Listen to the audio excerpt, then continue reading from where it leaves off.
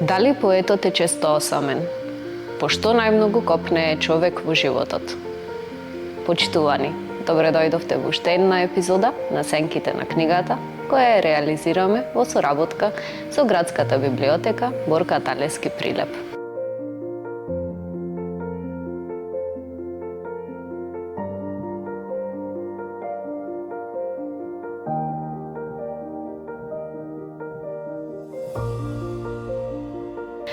Денес ќе разговараме за циклусот песни од стариот нотес на Блаже Конески.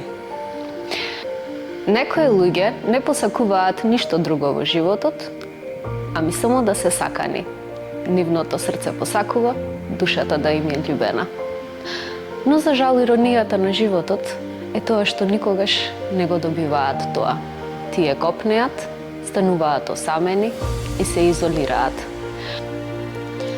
Во песната Камбаните, Блаже Конески зборува токму за оваа осаменост. Она што поетот го посакува е само да е сакан, но за жал не е. И денес човек често се чувствува изолиран, сам талкач во шума, кој бара само да е сакан, но за жал не е. Поетовата инспирација е како ноќната песна. Поетовата инспирација е како ноќната песна. Поетот оди сам некаде и ноќта го пречекува. Во ноќта поетот слуша некаква чудна песна. Тој пишува: И кревам очи. Чудна песна екна, ноќта ме усинува. Да бидеш тука, тука не час, звездена вечност поминува. Инспирацијата е онаа сила која наврапито доаѓа во духот на поетот и со себе ја носи и миговноста и вечноста. Тогаш поетот добива еден наплив за творење и мигот се претвора во една вечност, затоа што поетот го губи осетот за време. Блаже Конески во неговите стихови говори и за времето како концепт кој означува минливоста на животот. Тој во песната за животот кажува: Крваво време, сето си гола и измачена мрша. Крвавото време ја означува вољата, копнежот, стремежот на човек. Но сето тоа е минливо. Се она што е убаво минува и се претвора во една мрша.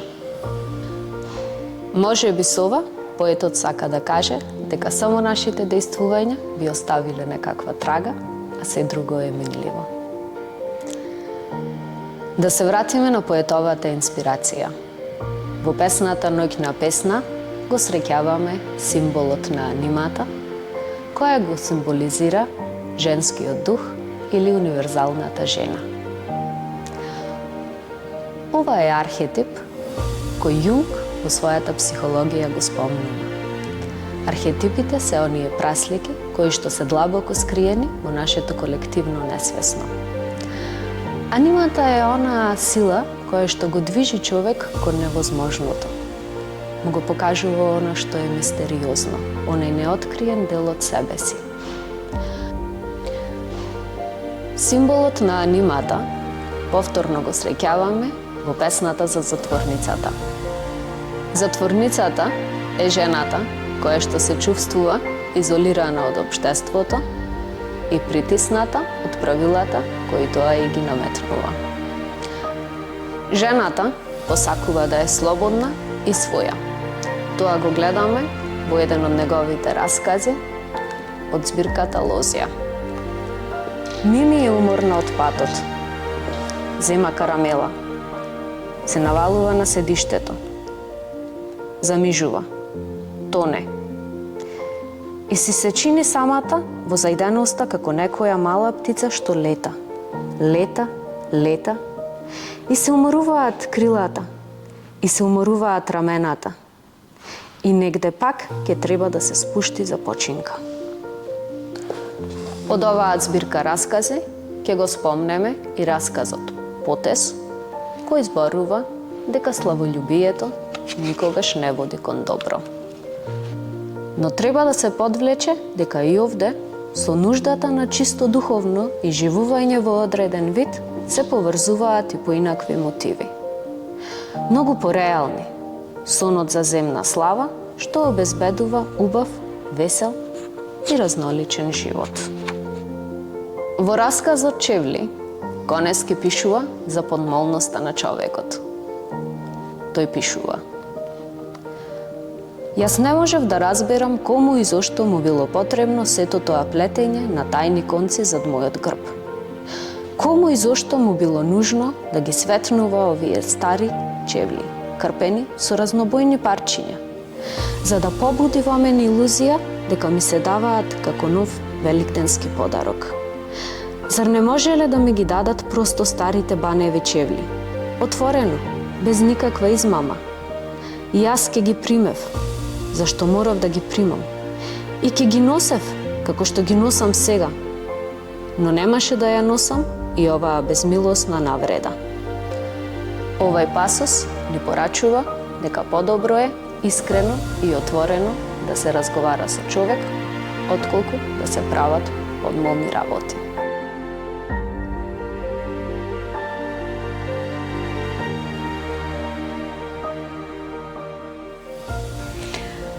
Денес разговараме со прилепската поетеса и писателка Марија Симоновска.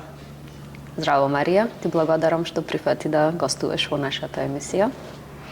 Здраво, Марија, пред се ти благодарам за твојата покана да бидам дел од твојата емисија и морам да кажам дека ти честитам за овој чекор, затоа што сметам дека во Прилеп ова фалеше, затоа што од друга страна нашите читатели можат и да не слушнат и да си кажеме и она и ние што си го носиме во себе и да не запознаат на некој начин подобро.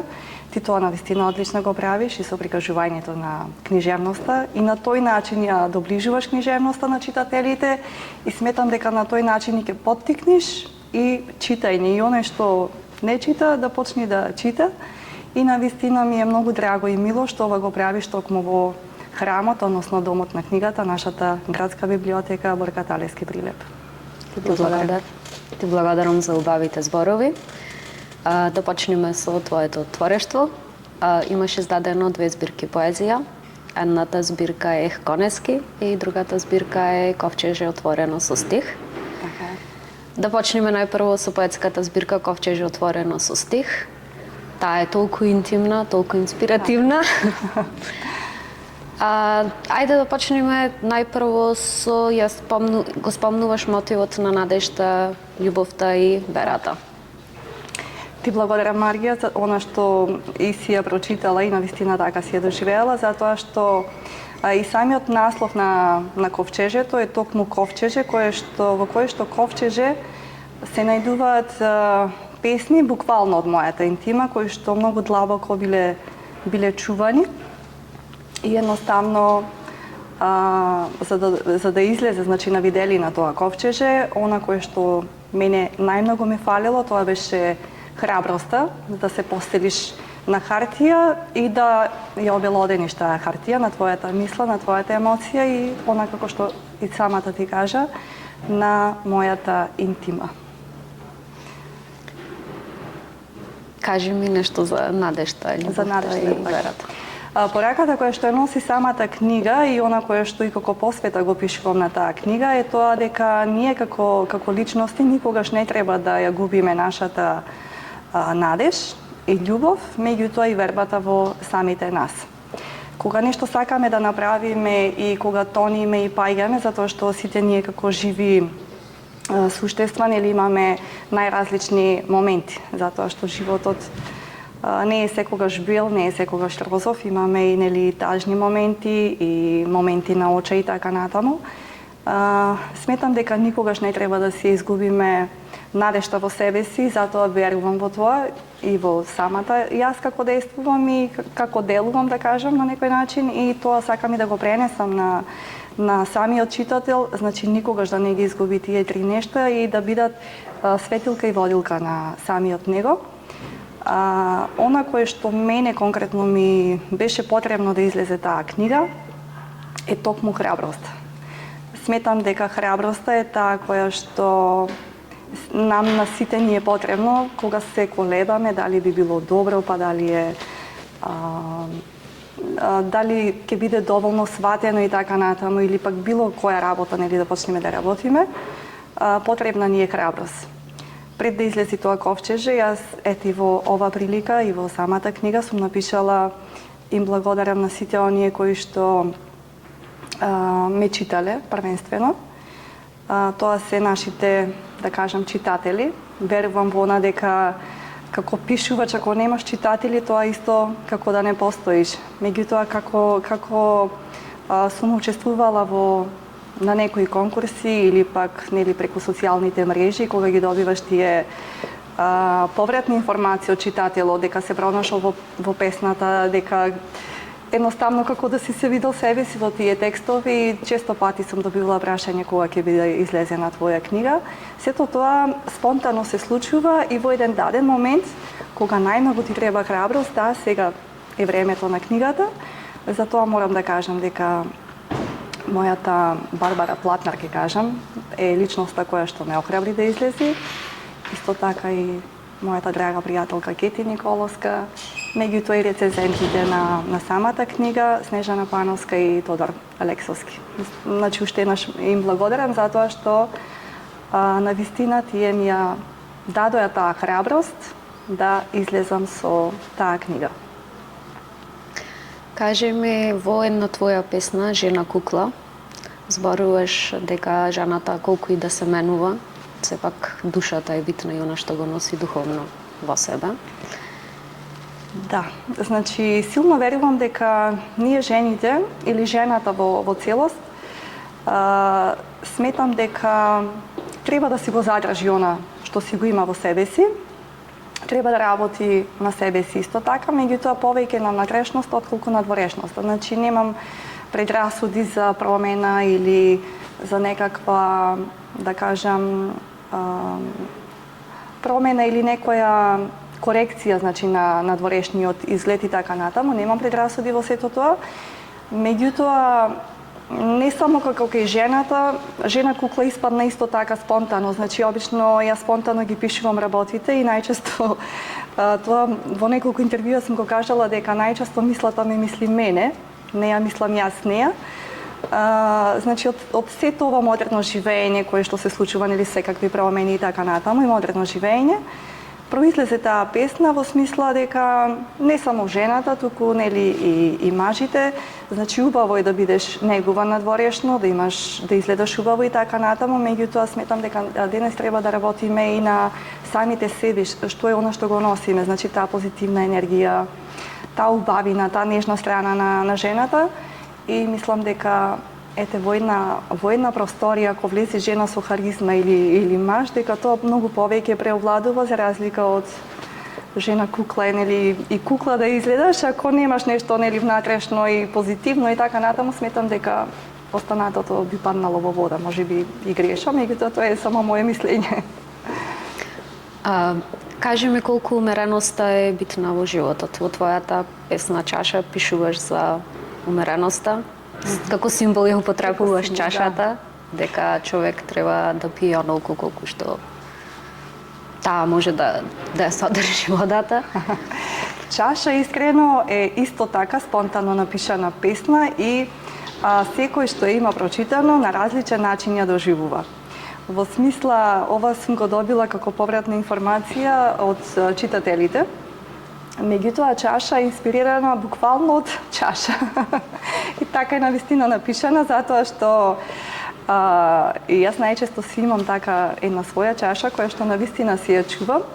Меѓутоа, преку сето тоа, стиховите произлегоја во смисла се она што ни е драго и мило, значи да си го чуваме, да си го негуваме и да го пазиме едноставно. Значи, тука станува збор не само чаша како за самата чаша да не се прелие, меѓутоа да, кога нели претеруваме со, да кажам, грубости и така натаму, и кога ќе кажеме ми прелија чашата, да, значи поентата е токму тоа, да не дозволуваме да се прелеваат оние неубави работи, туку да знаеме да си ја негуваме таа нежност, љубов помеѓу нас, да има поголемо разбирање, поголема толеранција и така натаму. И Песната чаша е токму тоа, значи од таа вистинска чаша произлезе таа порака да се пренесе за се она што го сакаме, значи дали личности, дали можеби некој предмет ни е драг и мил, меѓутоа ако ние не го чуваме доволно, не си го негуваме и не го пазиме, тогаш го губиме, едноставно се крши. Да се осврнеме на твојата втора книга, Ех Конески, Така. која е како еден плюс уште еден аманет кој Конески ни го остава на нас со македонскиот јазик. Таа е твој аманет кон идните генерации. Во таа книга ти говориш, беседиш со Конески, ги изразуваш своите длабоки емоции, својот револт. Кажи ми како настана таа книга? Ех Конески исто така можам да кажам дека е едно спонтано дело. Најголемата инспирација да се пишува беше токму мојата љубов кон македонскиот јазик и во на кој што длабоко верувам дека ние треба да си го негуваме македонскиот јазик, нашата македонска традиција, нашата музика и затоа што од тука сметам дека потекнува се она што си го имаме како македонци. Ех Конески во суштина произлезе од, сега морам да спомнам, значи од конкурсите кои што ги прават КЕЦ Небрегово, претходно и фондација Небрегово. И преку тие конкурси, значи, произлегуваат тие песни на некој начин, како и што самиот наслов е на книгата Ех Конески, значи има токму се и така насловени книгите Ех Конески, во кој што преку Ех Конески, значи го произнесувам она кое што го носи тој како самиот како аманет кој што ни го остава. Меѓутоа и аманет кој што сметам дека треба да го пренесуваме ние како еден народ во кој што во ова време исто така на некој начин во сите нас, па и во мене, значи постои таа желба, борба, јас ќе кажам само љубов кон она што ние реално го сакаме и како патриотизам и како идентитет. Меѓутоа верувам длабоко во таа негова мудрост, затоа што Конески за мене представува личност мудра, која што ни остава една голема визија и мудро не охрабрува да не се плашиме како народ, затоа што македонците од секога се плашеле да не се изгубиме како македонци, да не се изгубиме нели територија и јазик, и затоа сметам дека Конески треба малку пошироко да го гледаме и да действуваме на аманетот негов кој што ни го остава, кој што вели докаде што се зборува мојот јазик, дотаму и мојата татковина. И послушајте македонци, зборувајте македонски. Значи сето тоа е нешто што ние треба да го слушаме неговиот глас и да го продолжуваме сето тоа. Јас верувам во таа негова мудрост многу и сиот тој поттик да кажам и како член на клубот, значи на литературни творци, ми беше многу драго и мило кога сме организирали со нашите млади поети таму. Имавме настани, значи со нашите млади поети, таму творевме и во тоа Ех Конески, значи се пренесени едноставно сите оние мои чувства во моментот на случувањето. И знаете, она љубовта кон нешто што го гаиш, кога сето тоа го слушаш и од нашите млади поети, колку тие си ја сакат земјата и јазикот, и сите тие, да кажам, емоции се токму пренесени во ковчежите Конески.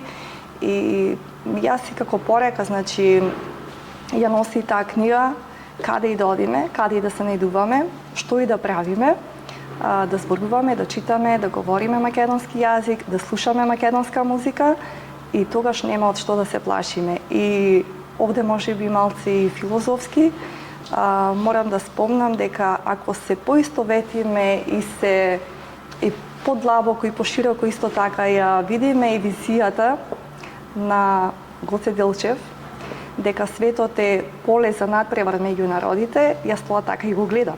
И затоа тие две личности јас ги гледам како мудреци за една филозофија, и ако ние силно веруваме во сето тоа и сите наши селеници, затоа што, како и самата што спомна, дека мојот страв, мојот бес во дадени моменти,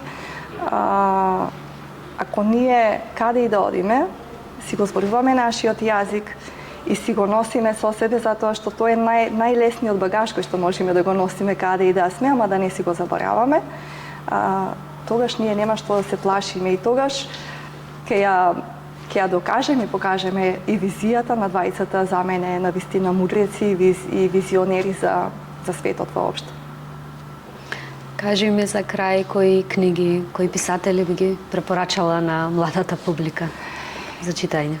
Искрено да бидам, значи, писатели, поети нема да посочам конкретно, затоа што верувам дека секој автор, секој пишувач си ги кажува своите теми, своите мисли, своите размисли, што сака да ги пренесе и да ги остави. И јас само ќе препорачам на нашата млада публика и на младите да читаат македонски јазик, затоа што денес она кое што го гледаме е тоа дека младите генерации повеќе зборуваат странски јазик отколку македонски јазик. Сметам дека треба да се чита повеќе. Сметам дека без разлика што и да е, значи да се чита, затоа што самиот читател ќе си одбере кој автор понатаму сака да го чита, да го разработува или така натаму. Затоа тоа го оставам на самите читатели да си одберат самите тие што ќе читаат.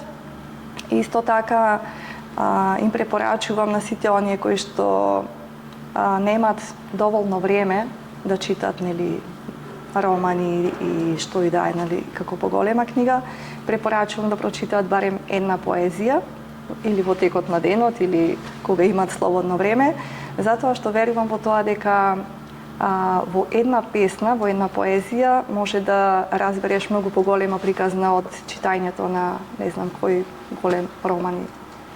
Тоа е моето мислење и му препорачувам на сите само да читаат. Ти благодарам, Марија, за твоето гостување.